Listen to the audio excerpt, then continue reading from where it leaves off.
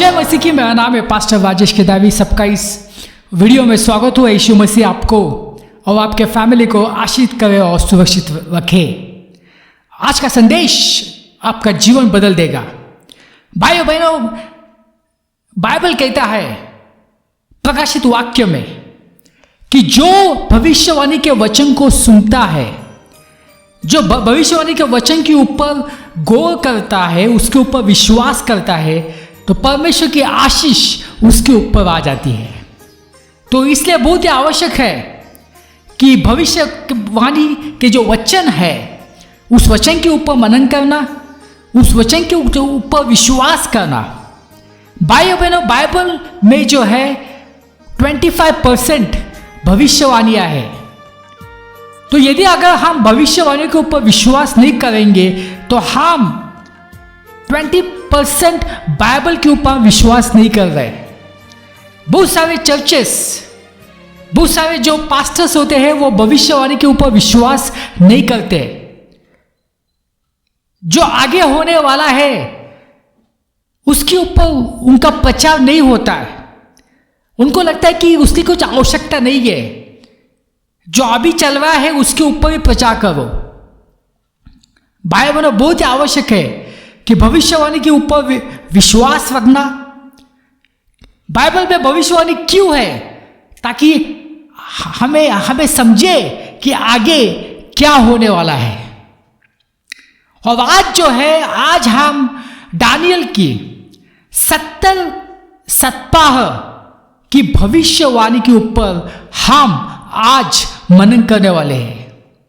Daniels 70 weeks prophecy. भाई बहनों, यह भविष्यवाणी बहुत ही आवश्यक है, बहुत ही इंपॉर्टेंट भविष्यवाणी है। और इस भविष्यवाणी से हमें बहुत सारी जानकारी मिलती है। यीशु मसीह का जो आगमन था, जैसे पहले बार यीशु मसीह आए स्वर्ग से, तो वो कौन से साल है वो इस भविष्यवाणी में बताया था। और जैसे हम देखते हैं आगे कि उसी साल में यीशु मसीह आए थे। यीशु मसीह को क्रूस के ऊपर कब चढ़ाया गया, यह भी इस भविष्यवाणी में है। उसके बाद जो है यरूशलेम का पूर्ण निर्माण कब होगा, किसने जो है यरूशलेम के मंदिर को तोड़ा, और ईसा विरोधी जो है, ईसा विरोधी कहां से आने वाला है, कौन से साम्राज्य से आने वाला है। बहुत लोग कहते हैं कि ईसा विरोधी जो है वो आएगा, वो यहूदी होगा। कोई कहते हैं कि वो रशिया से आएगा, कोई कहते हैं कि वो मिडिल ईस्ट से आएगा। मगर इस भविष्यवाणी से हमें पता चलता है कि ईसा विरोधी जो है वो कहां से आने वाला है। तो ये बहुत ही महत्वपूर्ण भविष्यवाणी है।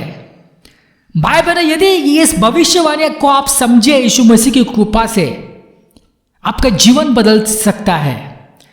और आप जो है, आप हमेशा जो है भविष्यवाणी के ऊपर आप मनन करेंगे, क्योंकि ये अद्भुत भविष्यवाणी है। इसलिए ये जो संदेश है, ये संदेश को आप 2-3 बार देखना, ताकि आप जो है उस भविष्यवाणी की जो गहराई है उसको समझे। अभी यह भविष्यवाणी का संदर्भ क्या है, पहला हम ये देखते हैं, मगर उसके पहले हम प्रार्थना करते हैं। पिता परमेश्वर, हम धन्यवाद देते हैं ये समय के लिए। आप महान खुदा है, आप जिंदा खुदा है। और हम धन्यवाद देते हैं कि भविष्यवाणी के लिए जो हमें बताती है कि आगे क्या होने वाला है। क्योंकि आप जो भी काम करते हैं धरती के ऊपर, आप पहले जो है उनके नबी को आप बताते हैं, और नबी से हमको पता चलता है। यह सब प्रार्थना यीशु मसीह के नाम से करता हूं, आमीन। तो यह भविष्यवाणी का संदर्भ क्या है? संदर्भ यह है कि दानियल जो है वो था बाबुल में था, जिसको बेबीलोन भी कहते हैं। अभी दानियल जो यहूदी वो बेबीलोन में क्यों था? क्योंकि जो राजा नबूकदनेस्सर जो है उसने अपनी सेनाओं के साथ यरूशलेम के ऊपर आक्रमण किया। उस शहर का जो है वो तहस नहस कर दिया। मंदिर को तोड़ा। अभी परमेश्वर ने उसको क्यों अनुमति दी? क्यों? क्योंकि यहूदी जो है वो परमेश्वर से दूर चले गए थे। वो जो है वो अन्य देवताओं के पीछे लगे थे, वो मूर्ति पूजा पे लगे थे, वे हर प्रकार की व्यभिचार में फंस गए थे, वे बलिदान, अपने बच्चों का बलिदान दे रहे थे। तो इसलिए जो है परमेश्वर ने अनुमति दी नबूकदनेस्सर को यरूशलेम के ऊपर आक्रमण करने के लिए। उसने आक्रमण किया। वो आक्रमण हुआ 605 ईसा पूर्व, और उसने यहूदियों को जो है वो बंदी बना के वो बेबीलोन, बाबुल लेके गया। और दानियल जो था इसलिए वहां पे था। आइए हम पढ़ते हैं। अभी हम जाएंगे दानियल अध्याय 9 वचन 1। राजा दारा के शासन के पहले वर्ष के दौरान यह बात घटी थी।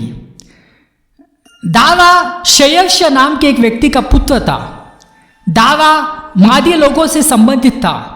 वो बाबुल का राजा बना। दारा के राजा के पहले वर्ष में दानियल कुछ किताबें पढ़ रहा था। उन पुस्तकों में देखा है कि यहोवा ने यिर्मयाह को यह बताया है कि यरूशलेम का पूर्ण निर्माण कितने बरस बाद होगा। यहोवा ने कहा था कि इससे पहले कि यरूशलेम फिर से बसे 70 वर्ष बीत जाएंगे। तो भाई और बहनों, दानियल जो था वो बाबुल में था, बेबीलोन में था। और जैसे कि आपको मालूम है कि तो वहां पे भी जो है वो प्रार्थना करता था, वो उपवास करता था, वो यरूशलेम के लिए प्रार्थना करता था, वो यहूदियों के लिए प्रार्थना करता था, गैर यहूदियों के लिए प्रार्थना करता था। और वो जो है वो हमेशा वो स्क्रिप्चर्स जो है वचन को वो पढ़ता था। अभी एक ऐसे वो पढ़ रहा था तो यिर्मयाह ने भविष्यवाणी दी थी। तो यिर्मयाह की भविष्यवाणी क्या थी कि यहूदियों को जो है वो बेबीलोन में, बाबुल में बंदी बना के ले जाएगा। 70 वर्ष के बाद यहूदी जो है वो यरूशलेम को वापस जाएंगे, वो अपने शहर को बसाएंगे, वो मंदिर को बनाएंगे। तो ये जो है ये यिर्मयाह की भविष्यवाणी थी। और दानियल उस भविष्यवाणी को पढ़ रहा था और वो बहुत खुश हुआ, क्योंकि जैसे मैंने बताया आपको 605 ईसा पूर्व में जो है मंदिर को तोड़ा गया था बेबीलोन लोगों से, और यहूदियों को वो बंदी बना के लेके गए थे। और जिस वक्त दानियल ये पढ़ रहा था वो साल जो था वो साल था 536। यानी इसका मतलब है कि दानियल ने देखा कि अभी 70 वर्ष जो है वो 70 वर्ष पूरे हो चुके हैं बाबुल में, बेबीलोन में। अभी समय आया है कि यहूदियों को वापस जाने का, वापस अपने शहर जाने का, और जो शहर तहस नहस हुआ है, जो मंदिर तहस नहस हुआ है, उनको बसाने का। तो ये सब जो बातें हैं उससे ये भविष्यवाणी से पता चल गई थी कि यहूदी जो है सिर्फ 70 वर्ष तक बाबुल में रहेंगे, उसके पास वापस यरूशलेम में जाएंगे। तो वो बहुत खुश हुआ, वो परमेश्वर से प्रार्थना करने लगा, उपवास करने लगा, और परमेश्वर ने जो है जिब्राइल स्वर्गदूत से उनको एक भविष्यवाणी दी। और वही भविष्यवाणी के ऊपर आज हम गौर करने वाले हैं। और ये जो भविष्यवाणी जो है ये दानियल अध्याय 9 में है, वचन 24, 25, 26, 27।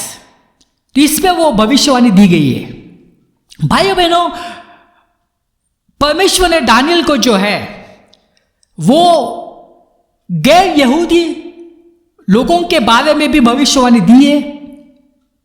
गैर यहूदी का जो साम्राज्य है उसके बारे में भविष्यवाणी दी गई है, और जो यहूदी लोग जो है उनके लिए भी भविष्यवाणी दी गई है।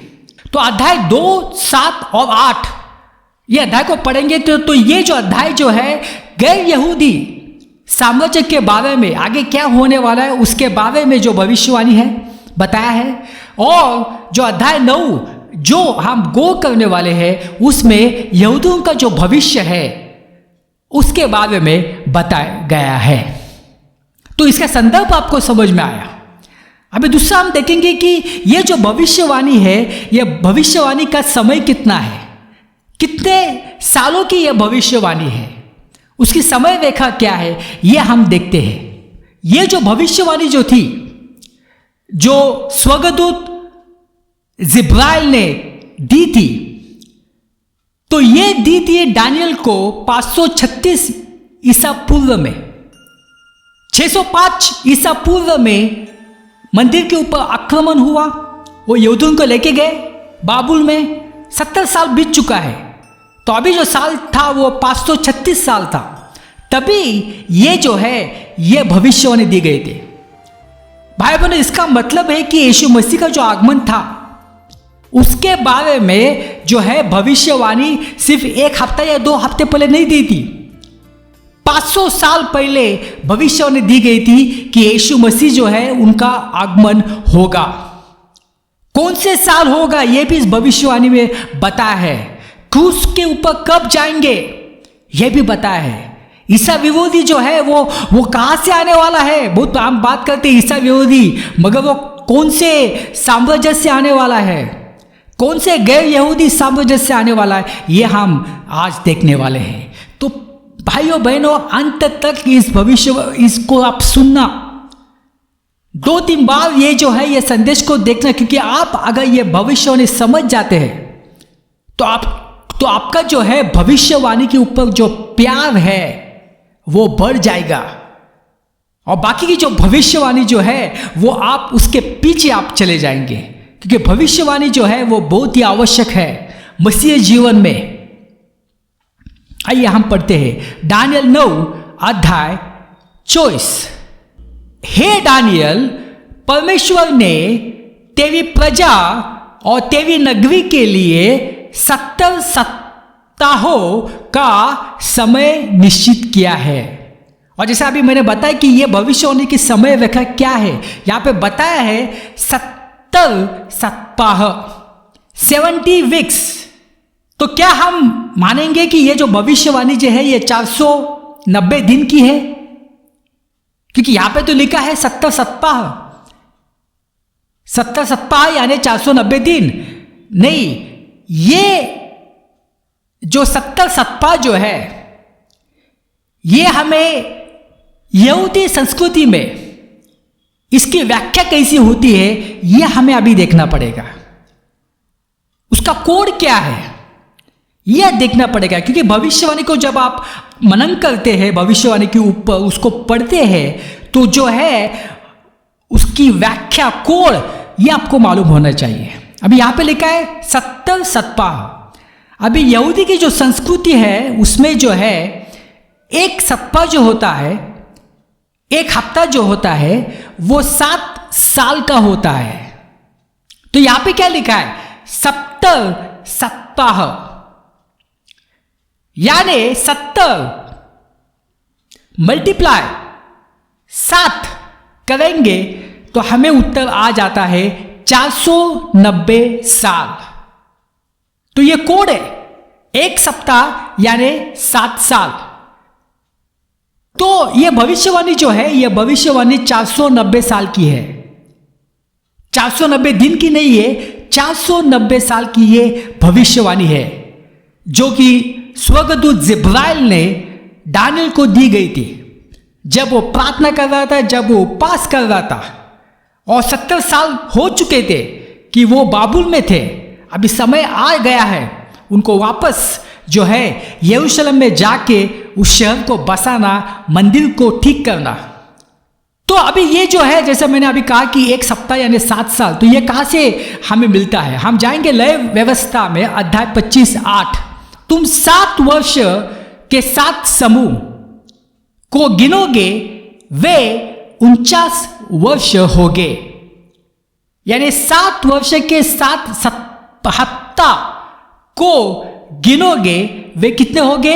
49 वर्ष। यानी इसका मतलब है एक सप्ताह जो होता है वो 7 साल का होता है, तो 7 सप्ताह जो है 7 मल्टीप्लाई बाय 7 हमें उत्तर मिलता है 49 साल। तो यह भविष्यवाणी जो है वो 490 साल की है। उसके बाद ये हम देखेंगे यह भविष्यवाणी किसके लिए है। आइए हम पढ़ते हैं।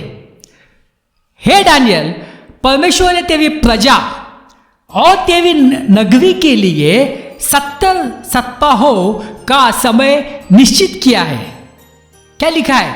परमेश्वर ने तेरी प्रजा और तेरी नगरी, दानियल यहूदी था, तो यह भविष्यवाणी जो है यहूदियों के लिए है, और तेरी नगरी और यरूशलेम के लिए है।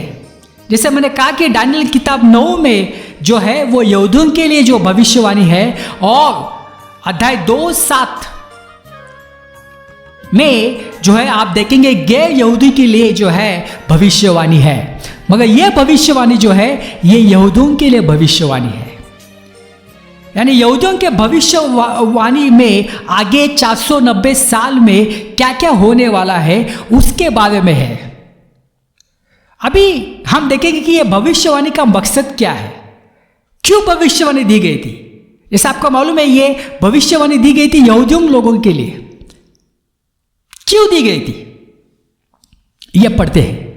उनके अंत तक अपराध का होना बंद हो और पापों को अंत और अधर्म का प्रायश्चित किया जाए और युग युग की धार्मिकता प्रकट होए और दर्शन की बात पर और भविष्यवाणी पर छाप दी जाए और परम पवित्र का अभिषेक किया जाए।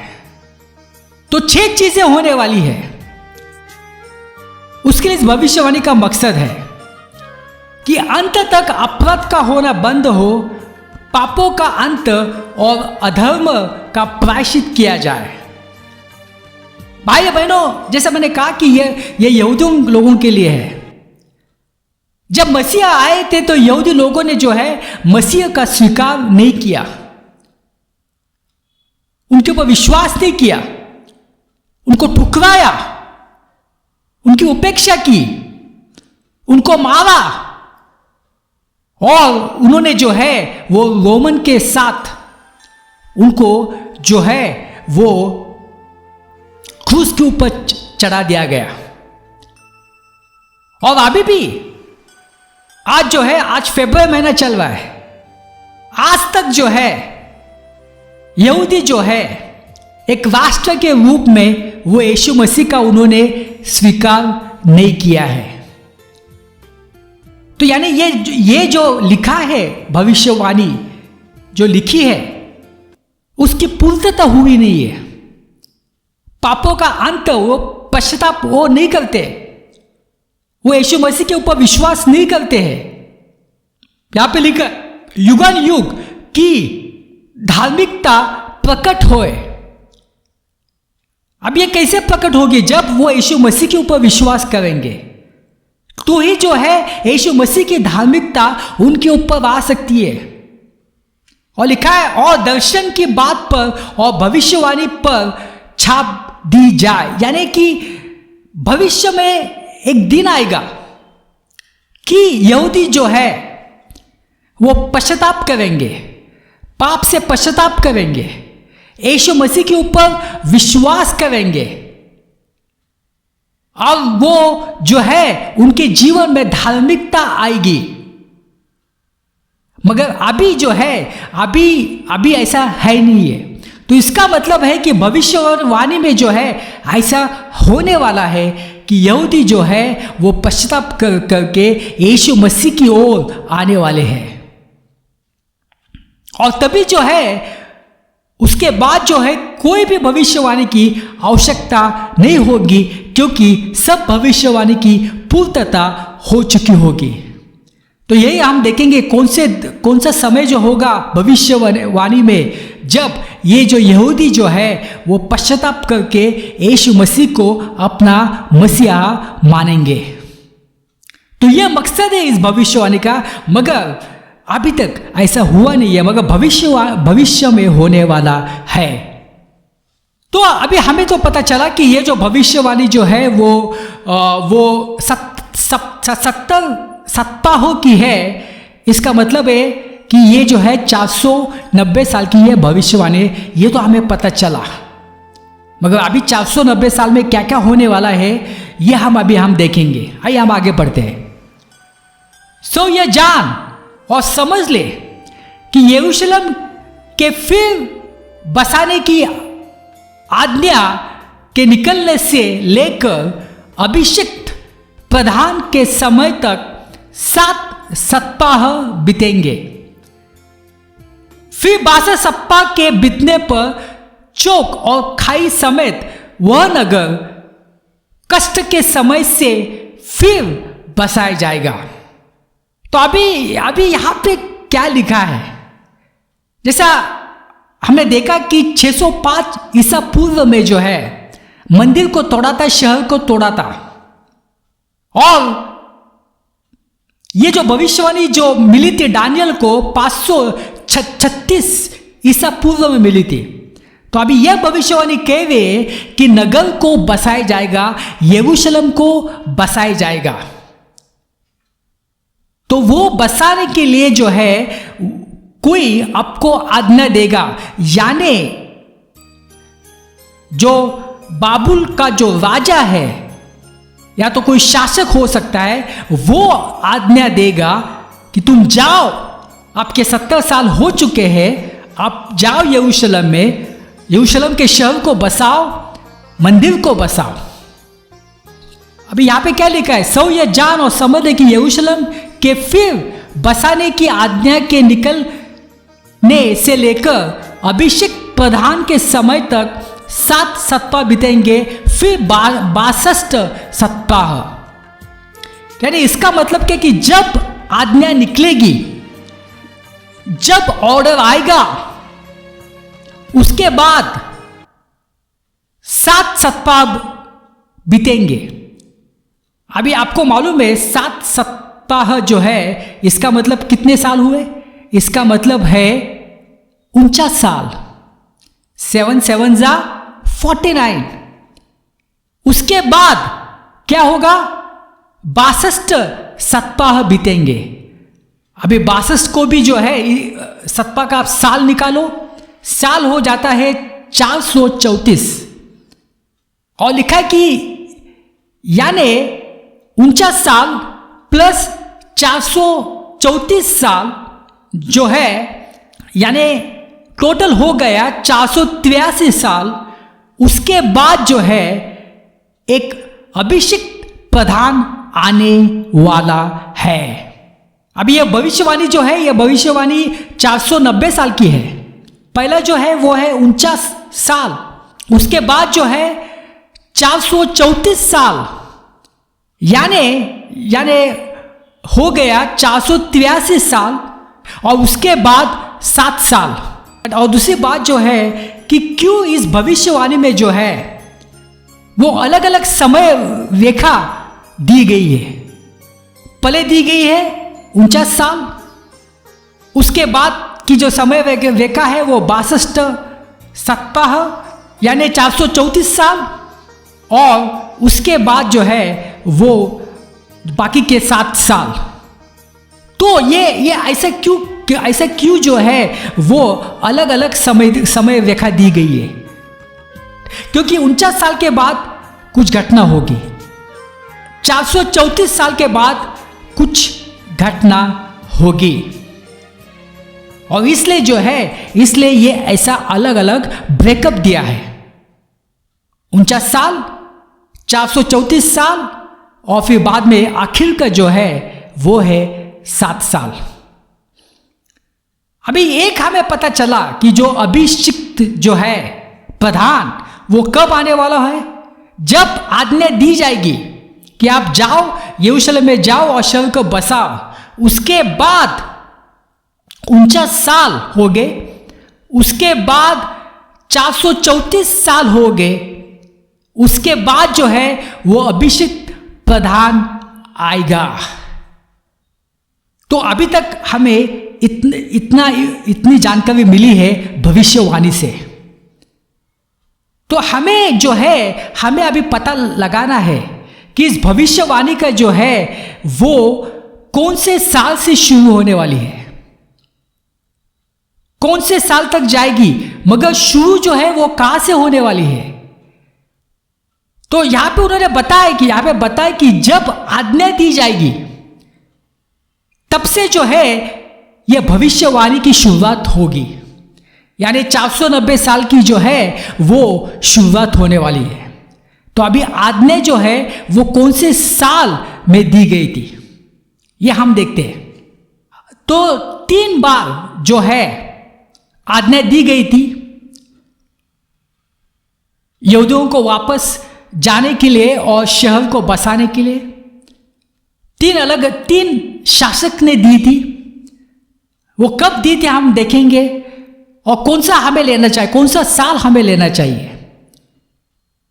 पहला जो है वो है 438 साल, 538 ईसा पूर्व,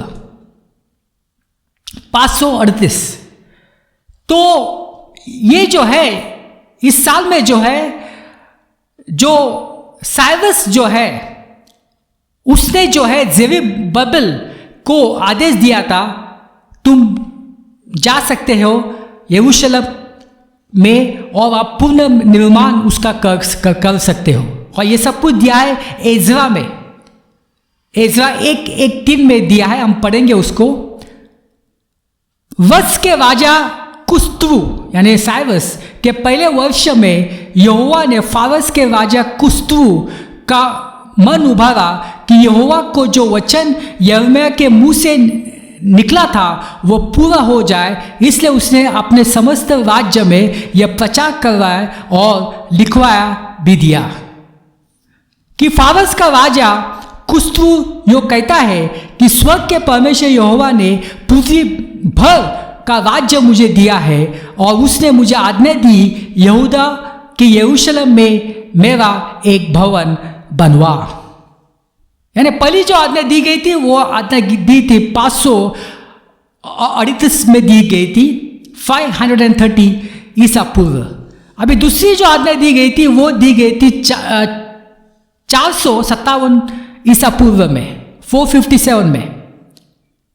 वो भी हम पढ़ते हैं, उसका दिया है इंफॉर्मेशन, एजरा अध्याय 7 में दिया है। राजा अर्थशस्त्र ने एजरा याजक और शास्त्री को दी थी जो यहोवा की आज्ञाओं के वचनों का और उसकी इस्राएलियों में चलाई हुए विधियों का शास्त्री था। उसकी नकल यह है, यह आज्ञा देता हूँ कि मेरे राज्य में जितने इज़राइली और उनके याजक और लेवी अपनी इच्छा से यरूशलेम जाना चाहे वे तेरे साथ जाने पाए। तो दूसरी आज्ञा दी थी 400 जो है वो 57 साल में, और तीसरी जो दी गई थी वो दी गई थी 445 ईसा पूर्व में। तो ये 3 साल जो है उसमें आज्ञा दी गई थी। तो पहला साल जो था वो था 538 ईसा पूर्व, दूसरा था 457 ईसा पूर्व, और तीसरा जो था वो था 445 ईसा पूर्व। तो कौन सी आज्ञा जो है जिससे कि बहुत सारे यहूदी जो है याजक और लेवी वो यरूशलेम गए, वो हमें देखना है, क्योंकि ये हमारा भविष्यवाणी का जो है जिसको हम कहेंगे यहाँ से हमारी भविष्यवाणी शुरू हो जाती है। क्योंकि भविष्य में क्या लिखा है, यातना देने के बाद यरूशलेम में जाकर उसका पूर्ण निर्माण करने की आज्ञा देने के बाद 49 साल और 434 साल के बाद जो है वो अभिषिक्त प्रधान आने वाला है। 3 जो हमने देखा, मगर उसमें जो है 457 साल में जो आज्ञा दी गई थी राजा अर्थशस्त्र ने, और उस आज्ञा ने उसने कहा था कि राज्य में जितने इजरायली और उनके याजक और लेवी है वो अपनी इच्छा से जो है यरूशलेम जा सकते। तो ये जो है ये बहुत महत्वपूर्ण आज्ञा थी। तो हमारा जो भविष्यवाणी जो है वो शुरू हो जाती है 457 ईसा पूर्व से। तो अभी जो है, अभी हमें जो है अभी बात थोड़ी आसान हो गई।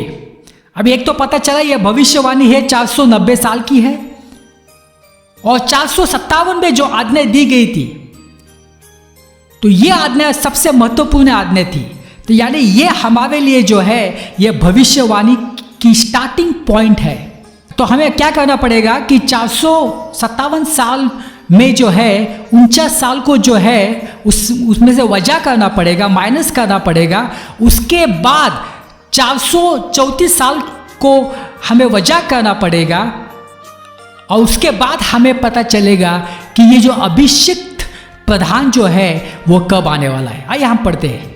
ये जान और समझ ले कि यरूशलेम के फिर बसाने की आज्ञा निकलने से लेकर अभिषिक्त प्रधान के समय तक 7 सप्ताह बीतेंगे, यानी 49 साल, फिर 62 सप्ताह बीतेंगे, यानी 434 साल। उसके बाद जो है ये अभिषिक्त प्रधान आएगा। अभी जो हिब्रू शब्द है अभिषिक्त का, वो हिब्रू शब्द जो है वो है मसीहा, जिसको इंग्लिश में कहा जाता है मसीहा, यानी ये यीशु मसीह के बारे में है। तो भाइयों बहनों देखो, 500 साल पहले भविष्यवाणी दी गई थी। कौन से साल जो है वो यीशु मसीह जो है वो आने वाले हैं, जब आज्ञा दी जाएगी यरूशलेम का पूर्ण निर्माण करने के लिए, जो कि 605 ईसा पूर्व में तोड़ दिया गया था। जब आज्ञा दी जाएगी उसके बाद 49 साल, उसके बाद 434 साल, उसके बाद जो है ये अभिषिक्त प्रधान आने वाला है। और जैसे कि आपको मालूम है कि हिस्ट्री बताती है यीशु मसीह जो है, यीशु मसीह ने जो अपनी सेविकाएं है वो शुरू की थी उन्होंने 27 ईस्वी में, 27 एडी में। उन्होंने अपने पहले चेले को भी यही साल उन्होंने बुलाया। तो यीशु मसीह की जो सेवा थी वो शुरू हुई 27 ईस्वी में। तो यही उसके बारे में बता रहे हैं कि अभिषेक प्रधान जो है वो कब आने वाला है, यानी वो कब जो है उनका पब्लिक मिनिस्ट्री जो है वो शुरू होने वाला है। अभी जैसे हिस्ट्री में जो है आप देख सकते हैं, बाइबल हब में देख सकते हैं कि 27 एडी जो है, 27 ईस्वी जो है, उस साल से यीशु मसीह की जो सेवाएं है, सेविकाएं है, वो शुरू हुई। तो ये तो हमें पता चला 27 ईस्वी। मगर अभी जो है, अभी हम कुछ कैलकुलेशन करेंगे, क्योंकि इस भविष्यवाणी के अनुसार हम कैलकुलेशन करेंगे। तो जो अभी हिस्ट्री कहती है कि 27 ईस्वी में यीशु मसीह जो है उनकी सेविकाएं शुरू हुई, क्या ये सही है या गलत है? तो अभी हमें पता चला कि 457 जो है ये हमारी भविष्यवाणी के साल की शुरुआत है। इसमें जो है आप 49 साल को आप घटा देना, माइनस करना। उसके बाद आप 434 साल को जो है वो भी आप घटाना, क्योंकि भविष्यवाणी ऐसी थी। उसके बाद उसमें एक को घटाना पड़ेगा, क्योंकि एक ईसा पूर्व और एक ईस्वी में 1 साल का अंतर था। उन्होंने जो है 0 को गिना नहीं था, तो इसलिए हमें एक को क्या करना पड़ेगा, घटाना पड़ेगा। तो 457 साल में पहला हमें 49 को घटाना पड़ेगा, उसके बाद 434 को घटाना पड़ेगा, उसके बाद 1 को घटाना पड़ेगा। यदि आपके पास कैलकुलेटर है, कैलकुलेटर करना और देखना उसका उत्तर क्या आ जाता है। उसका उत्तर आ जाता है 27 ईस्वी। यानी इसका मतलब है कि जो भविष्यवाणी में जो लिखा है, कौन से साल यीशु मसीह की शुरुआत होगी, उनकी जो है उनकी मिनिस्ट्री शुरू होगी, वो कब आएंगे, यानी समाज में वो कब आएंगे, इससे हमें पता चल जाता है। और सिर्फ बाइबल ही नहीं, इतिहास जो है, इतिहास गवाह देता है कि हाँ 27 में यीशु मसीह आए तो उनका पब्लिक मिनिस्ट्री शुरू हुआ था। और इससे भी हमें पता चला कि 27 एडी यीशु मसीह आए थे। भाइयों बहनों, कितनी ये जो भविष्यवाणी है कितनी एक्यूरेट है।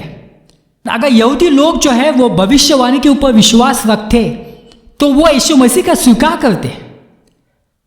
वो जो है वो नबियों को मानते हैं, दानियल को मानते हैं, इब्राहिम को मानते हैं, वो मानते हैं मूसा को मानते हैं, वो एशाह को मानते हैं। मगर जो भविष्यवाणी दी गई है वो भविष्यवाणी वो जो है वो उसके ऊपर उनका विश्वास था, उन्होंने अध्ययन नहीं किया होगा। इसलिए जब यीशु मसीह आए, जब उनका जो सेविका शुरू हुई, उन्होंने स्वीकार नहीं किया। आइए हम अभी आगे पढ़ते हैं। तो अभी ये सवाल जो है आपके मन में होगा कि ये जो है ये भविष्यवाणी का ब्रेकअप क्यों है। ये पहला जो है पहला 7 सप्ताह का ब्रेकअप यानी 49 साल का ब्रेकअप, उसके बाद 62 सप्ताह का ब्रेकअप यानी 434 साल का ब्रेकअप, और बाद में जो है बाद में 1 सप्ताह यानी 7 साल यानी 49 साल, 434 साल और लास्ट में जो है बाकी के 7 साल। तो ये ऐसा क्यों दिया है? क्योंकि देखो भाइयों बहनों, 49 साल के बाद कुछ हुआ है, 434 साल के बाद कुछ हुआ। ये अभी हमने देखा क्या हुआ था, मसीह आए थे। मगर अभी हम देखेंगे कि 49 साल के बाद क्या हुआ है।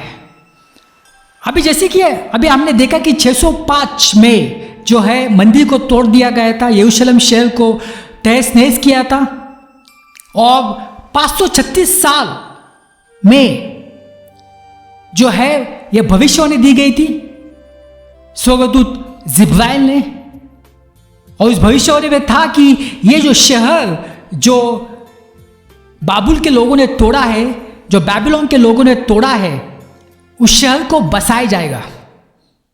और उसके बाद हमने देखा कि जो है बसाने के लिए जो है वो आज्ञा दी गई थी, क्योंकि 70 साल जो है वो यहूदी बेबीलोन में थे, उनका समय पूरा हो चुका था, तो उनको आज्ञा दी गई थी। तो उसके अनुसार जो है वो जाके जो है वो उस शहर को जो है उसका पुनर्निर्माण उन्होंने शुरू किया। अभी ये सब कुछ कब पूरा हुआ, कब शहर का जो पूर्ण निर्माण है वो पूर्ण हुआ, कब नेहमा से ये सब जो काम जो है पूर्ण निर्माण का काम पूर्ण हुआ? ये पूर्ण हुआ था डेरियस नोटस के शासन काल में। उसके शासन के 15 साल में यह पूर्ण हुआ था। डेरियस नोटस का जो शासन काल था वो था 423 ईसा पूर्व से लेके 404 ईसा पूर्व तक। अभी हमें तो पता चला कि ये शुरू कब हुआ, उसका शासन सब शुरू किया था 423 साल में शुरू किया था। तो अभी हमें क्या करना पड़ेगा, 423 में से 15 साल हमें घटाने पड़ेंगे, और जब 15 साल को घटाएंगे तब हमें पता चलेगा कि शहर का जो पुनर्निर्माण है वो कौन से साल में पूरा हुआ था। तो 423 साल माइनस 15, तो हमें क्या उत्तर मिलता है, 408 साल ईसा पूर्व। तो इस साल में जो है शहर का पुनर्निर्माण पूर्ण हुआ, यह हमें पता चला। अभी जब आप देखेंगे 408 ये जो साल जो है वो साल 457 साल के 49 साल के बाद है। तो अभी आपको आई बात समझ में, क्यों भविष्यवाणी में जो ब्रेकअप दिया था, पहला 49 साल का ब्रेकअप दिया था, उसके बाद 62 सप्ताह का ब्रेकअप दिया था। क्यों? क्योंकि 49 साल के बाद साल आ जाता है 408। अभी हमारे जो समय रेखा जो है उसमें हमें अपडेट करना पड़ेगा। जैसे आपको अभी पता चला 457 साल में ये 490 साल की शुरुआत हो गई। उसके बाद 49 साल के बाद क्या हुआ? शहर का पुनर्निर्माण हुआ, क्योंकि 457 साल के बाद 49 साल कौन सा साल होता है? 408। और जैसे अभी हमने देखा 408 में क्या हुआ था? शहर का पुनर्निर्माण पूर्ण हुआ था। और उसके बाद 62 सप्ताह के बाद यानी 434 साल के बाद क्या हुआ? उसके बाद जो है, उसके बाद यीशु मसीह आए, वो है 27 ईस्वी। तो 27 ईस्वी कैसा में मिला? 457 माइनस 49 माइनस 434 माइनस 1, हमें उत्तर मिल जाता है 27 ईस्वी। भाइयों बहनों, देखो कितनी बाइबल कितना एक्यूरेट है, यह भविष्यवाणी कितनी एक्यूरेट है। और ऐसे बहुत सारे भविष्यवाणी दी गई है अंतिम दिनों के बारे में, और ये सब कुछ होता है, सब कुछ हो रहा है भविष्यवाणियों के अनुसार।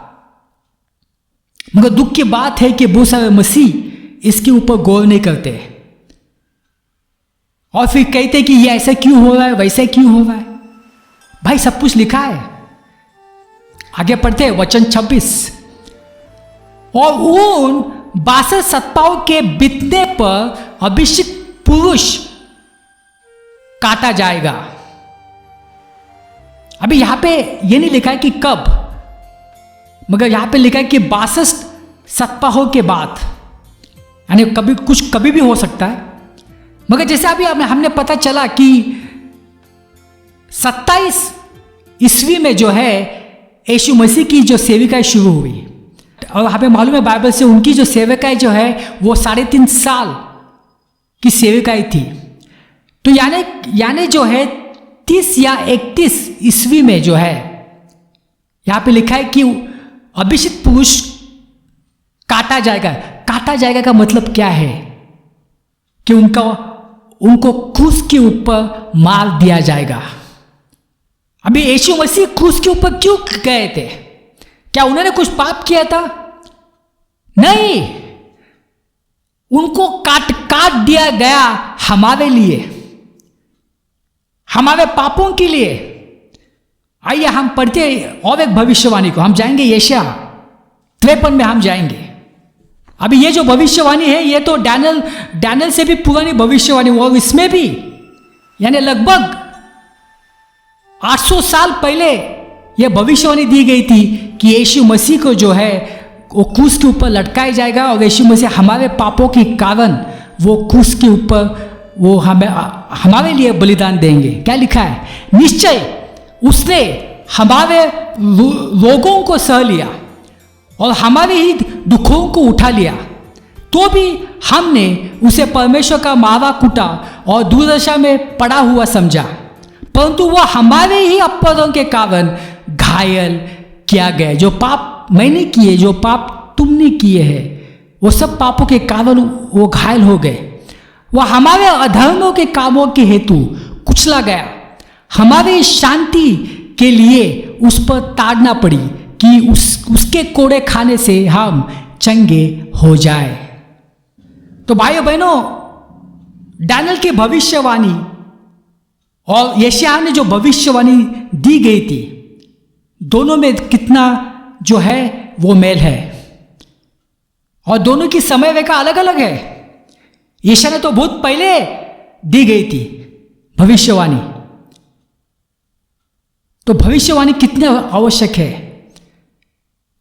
तो डैनियल के भविष्यवाणी सब कुछ बताया, यीशु मसीह कब आएंगे, कब उनको काट दिया जाएगा, कब वो क्रूस के ऊपर जाने वाले हैं, सब कुछ दिया था।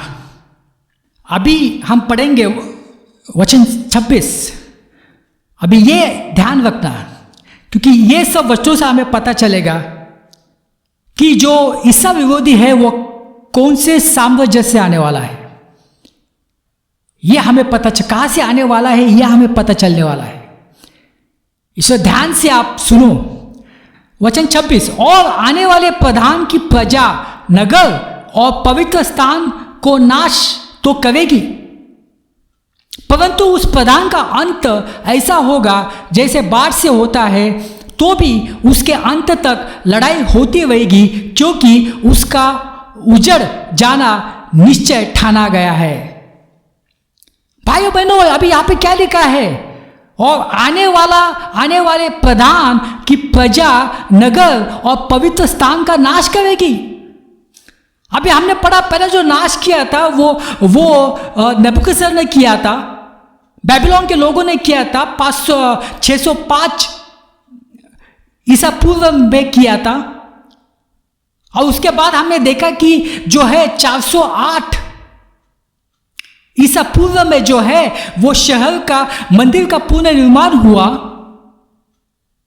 मगर अभी यहां पे भविष्यवाणी वापस कहे हुए 26 में कि वापस उसको शहर को जो है वो तहस नहस किया जाएगा, पवित्र स्थान यानी मंदिर को भी तोड़ दिया जाएगा।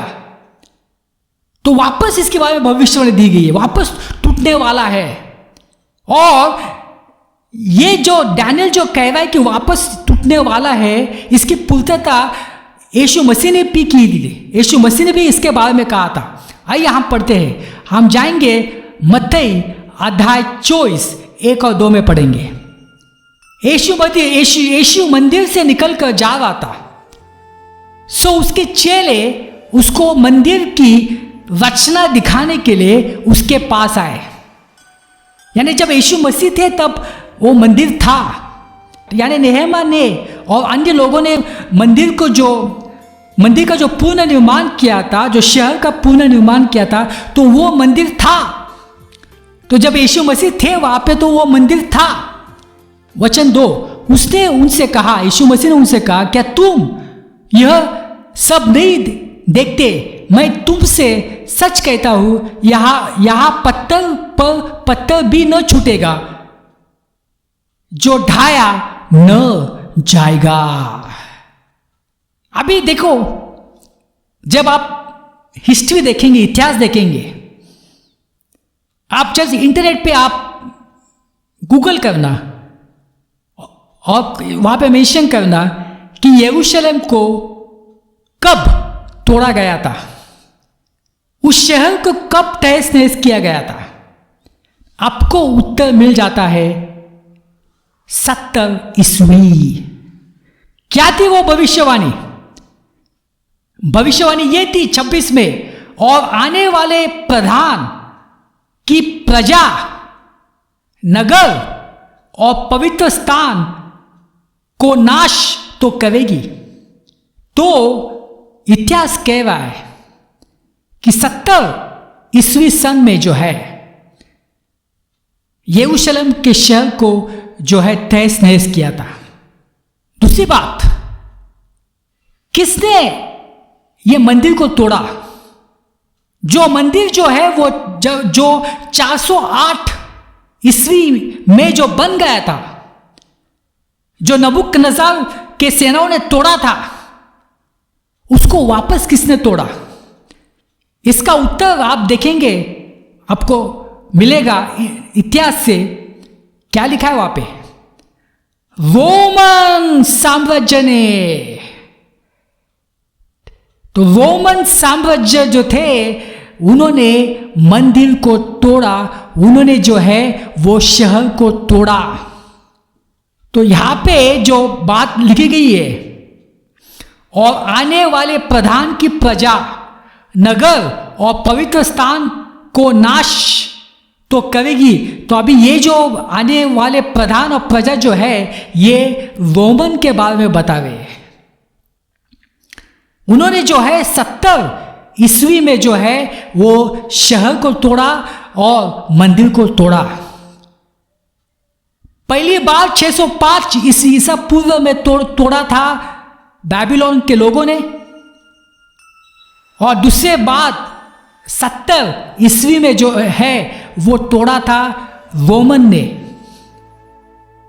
अभी देखो वहां पे मंदिर नहीं है, और जैसे यीशु मसीह ने जो भविष्यवाणी की गई थी वहां पे एक भी पत्थर नहीं रह सकेगा। और सचमुच आप इज़राइल में जाके देखो, जो मंदिर है वो सब तहस नहस हो चुका है। दानियल जो है, ये जो रोमन साम्राज्य जो है उसके बारे में दानियल क्या कहता है वो हम देखेंगे अभी। जैसे मैंने कहा कि दानियल को जो है वो गैर यहूदी साम्राज्य, उसका भविष्य के बारे में भी भविष्यवाणी दी गई थी और यहूदियों की भविष्यवाणी दी गई थी। और अभी जो भविष्यवाणी के ऊपर मनन कर रहे हैं जो कि अध्याय 9 में है, वो यहूदियों के बारे में है। मगर अभी हम जाएंगे दानियल 7 में, क्योंकि वहां से हमें पता चलेगा कि ये जो रोमन साम्राज्य के बारे में क्या लिखा गया है। देखो, आप पहले से इस अध्याय को पढ़ेंगे तो दानियल ने जो है 4 पशु के बारे में बताया, जिसको कहा जाता है बिस्ट। और एक एक जो पशु जो है वो एक गैर यहूदी साम्राज्य को दर्शाता है। पहला पशु जो है वो है बेबीलोन। दूसरा पशु आया वो है मीडिया फारसी, जिन्होंने जो बेबीलोन का जो साम्राज्य है उसके ऊपर कब्जा किया। फारसी के बाद तीसरा पशु आया वो है ग्रीस, यूनान, अलेक्जेंडर द ग्रेट। उसने जो फारसी का जो साम्राज्य है उसके ऊपर, और बेबीलोन जो है उसके ऊपर उन्होंने कब्जा कर लिया। और चौथा जो पशु है वो है रोमन साम्राज्य, जिन्होंने जो ग्रीस का जो साम्राज्य है और फारसी का जो साम्राज्य है और जो बेबीलोन का जो है उसके ऊपर उन्होंने कब्जा किया। तो चौथा पशु यानी रोमन साम्राज्य क्या कहता है दानियल, उसे हम देखते हैं। और फिर उसने सपने को मुझे इस प्रकार समझाया कि वह चौथा पशु, वह चौथा राज्य है। जैसे मैंने कहा कि 4 पशु यानी ये अलग अलग राज्य साम्राज्य है जो धरती पर आएगा। वह राज्य अन्य सभी राज्यों से अलग होगा। वह चौथा राज्य संसार के सब कई लोगों का विनाश करेगा। देखो, जब यीशु मसीह थे तभी ये रोमन का राज्य था,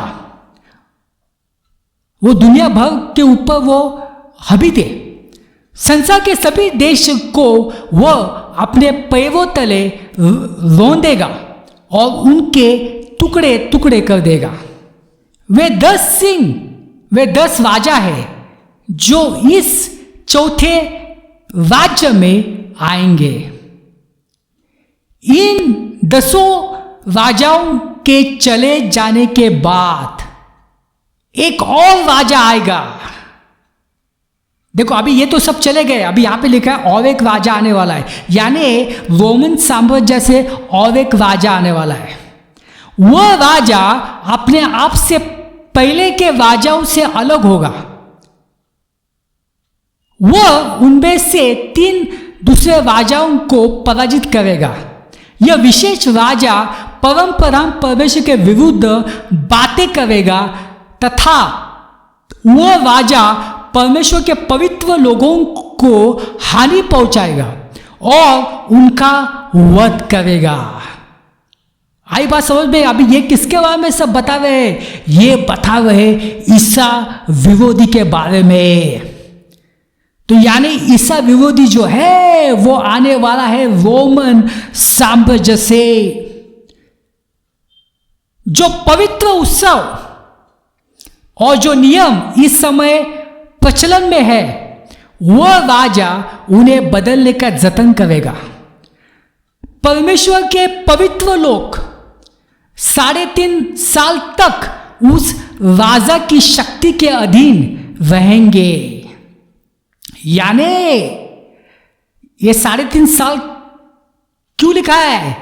ये लिखा है जैसे कि आपको मालूम है जो पीड़ाओं का समय वो 7 साल का है। अंत के 3.5 साल जो है वो बहुत तकलीफ के रहेंगे।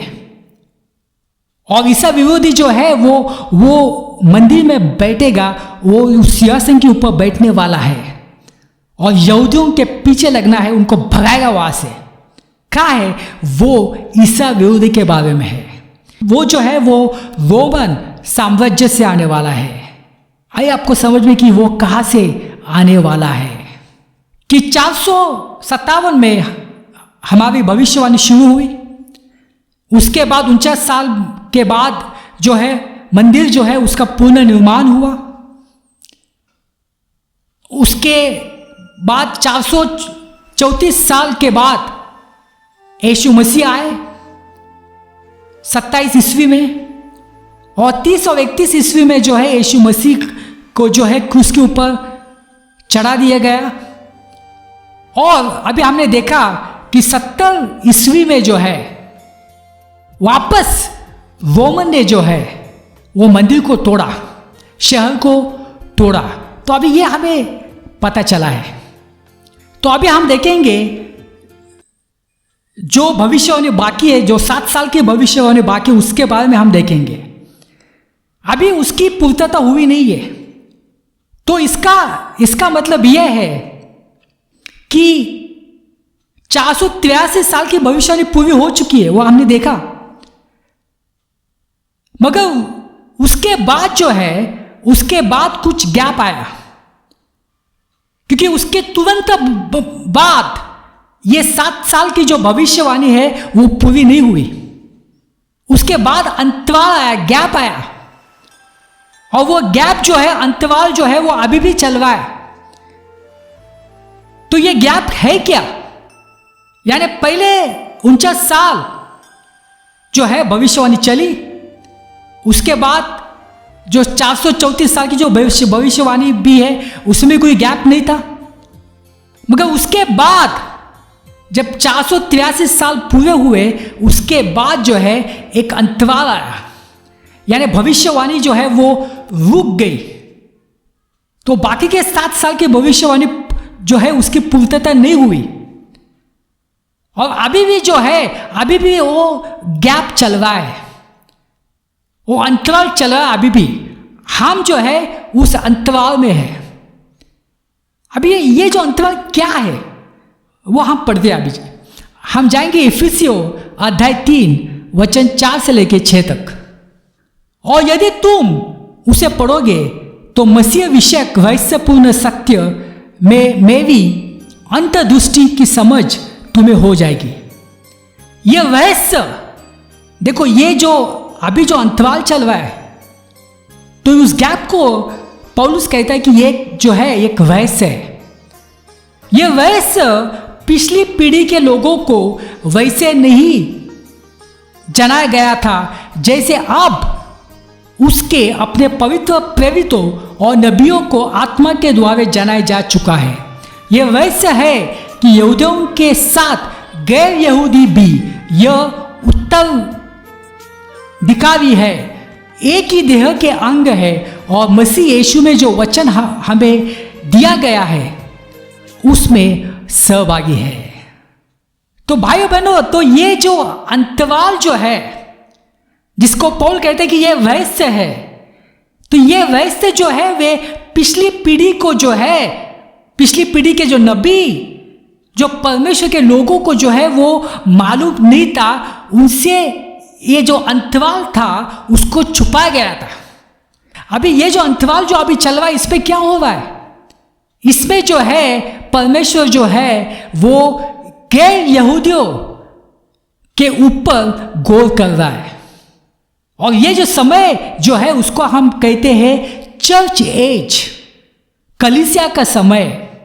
उस समय जो है परमेश्वर जो है वो गैर यहूदियों को जो है वो यहूदियों के साथ वो उत्तराधिकारी बना रहा है। क्योंकि यहां पे क्या लिखा है? वो एक ही देह के अंग है। क्योंकि जब यीशु मसीह आए थे, उन्होंने यीशु मसीह का स्वीकार नहीं किया, तो वो भविष्यवाणी जो 7 साल की जो भविष्यवाणी थी वो रुक गई। और इसके बीच में जो अभी जो गैप चल रहा, अंतराल जो चल रहा है, वो चल रहा है चर्च एज। यानी यीशु मसीह स्वर्ग में जाने के बाद जो है क्या शुरू हुआ? कलीसिया का समय शुरू हुआ, अनुग्रह का समय शुरू हुआ, चर्च एज। और जब चर्च कलीसिया जो है गुप्त आगमन में जब स्वर्ग में जाएगा, उसके बाद जो है जो 7 साल की जो भविष्यवाणी जो बाकी है वो उसकी पूर्तता होने वाली है। यानी उसके बाद जो है परमेश्वर का ध्यान जो है वापस यहूदियों के ऊपर आने वाला है। क्योंकि जो भविष्य जो पढ़ी थी हमने कि पाप का अंत होने वाला है, उनको धार्मिकता मिलने वाली है, तो वो सब की पूर्तता बाकी है, तो वो सब पूर्तता जो है वो 7 साल में जो है होने वाली है या उसके बाद होने वाली है। जब हम जो है कलीसिया जो है ऊपर जाएगा तो बाकी की जो 7 साल की जो भविष्यवाणी की जो है उसकी पूर्तता की शुरुआत हो जाएगी। आइए हम पढ़ते आगे। और इसलिए जो है हम कहते हैं कि क्लेश काल जो है वो 7 साल का होगा, क्योंकि गुप्त आगमन के बाद जो है क्लेश काल शुरू होने वाला है। कोई कहते हैं 7 साल, आप कैसे कहते हैं? देखो बाइबल में लिखा है, जो डैनियल की जो 7 साल की जो भविष्यवाणी की जो पूर्तता बाकी है वही क्लेश काल है। आइए हम पढ़ते दूसरों थिस्सलुनीकियों अध्याय 2:4। और वो प्रधान एक सप्ताह के लिए बहुतों के संग दृढ़ वाचा बांधेगा।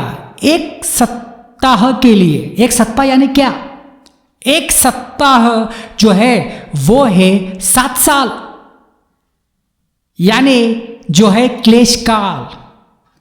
पहला 7 सप्ताह, उसके बाद 62 सप्ताह और लास्ट जो है वो है 1 सप्ताह यानी क्लेश काल।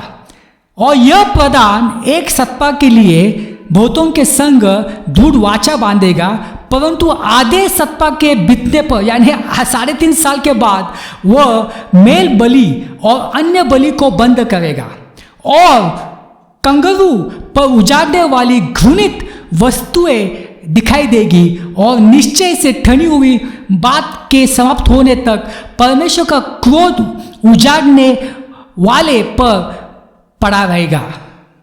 अभी क्या होगा? जब गुप्त आगमन होगा, जब हमारा रैप्चर होगा, जब मसीह लोग जो है वो जो है स्वर्ग में जाएंगे, उसके बाद जो है क्लेश काल शुरू हो जाएगा जो 1 सप्ताह का होगा यानी 7 साल का होगा। इसमें जो है ये ईसा विरोधी जो है जो रोमन साम्राज्य से आएगा वो एक वाचा बांधेगा, यानी एक जिसको हम कहते हैं पीस ट्रीटी जो है वो यहूदियों के साथ बनाएगा। अभी यहूदियों को क्या चाहिए? आज शांति चाहिए, वहां पे शांति नहीं है। तो ये जो है उनको क्या बोलेगा कि मैं आपको शांति दूंगा। यहूदी जो है वो बहक जाएंगे उसके बातों में, तो वो उनके साथ जो है उनके साथ वाचा बांधेगा 7 साल के लिए।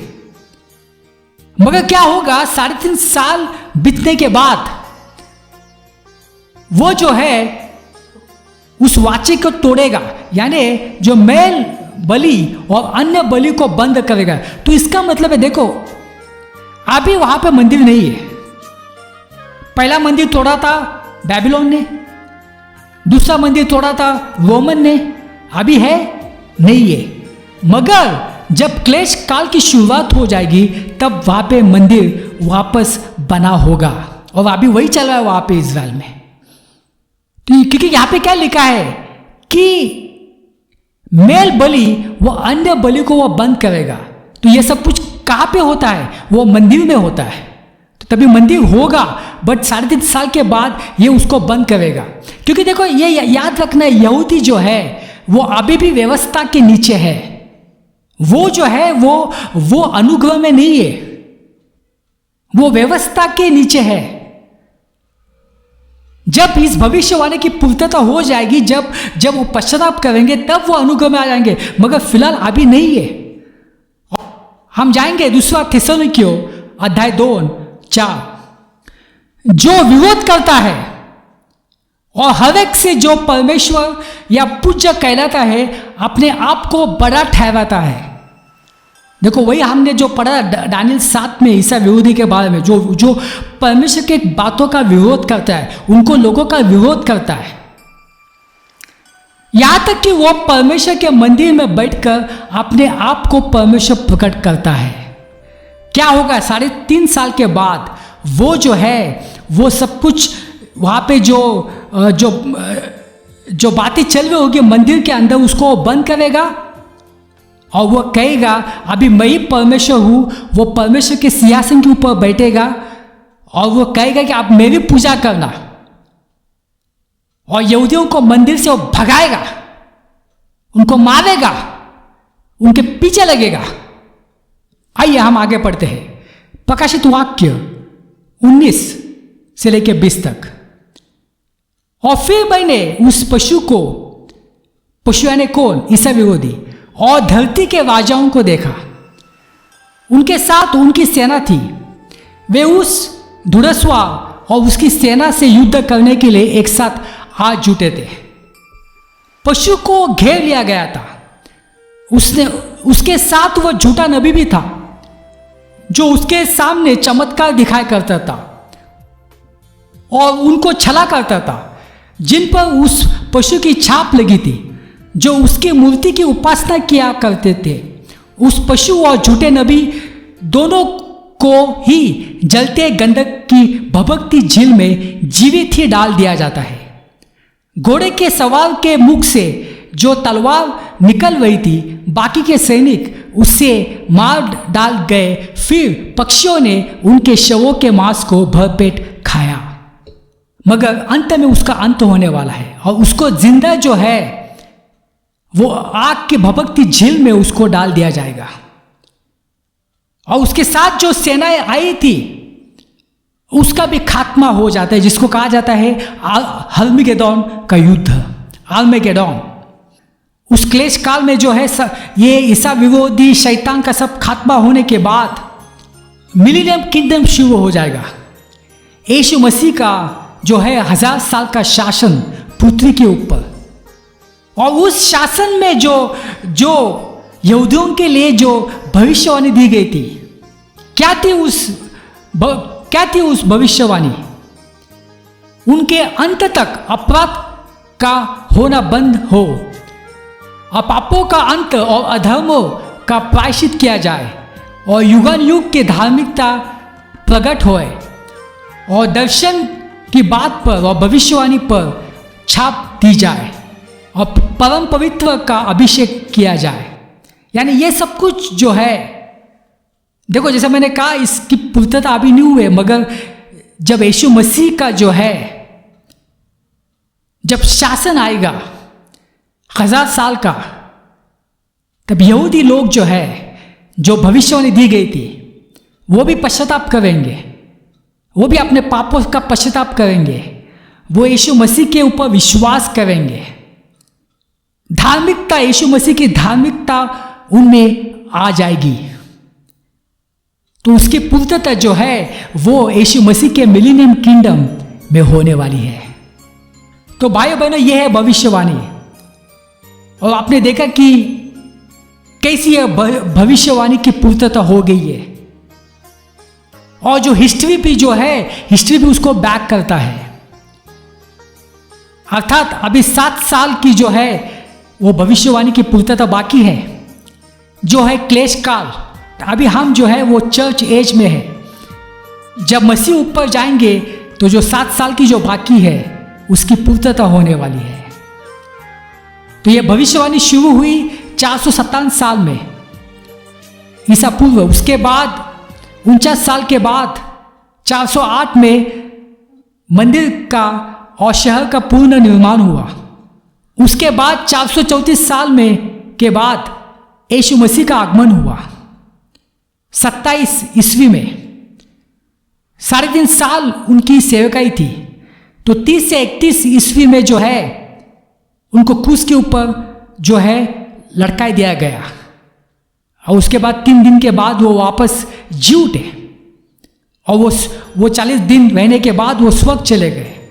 और उसके बाद शुरुआत हुआ वो है चर्च एज, कलीसिया का समय।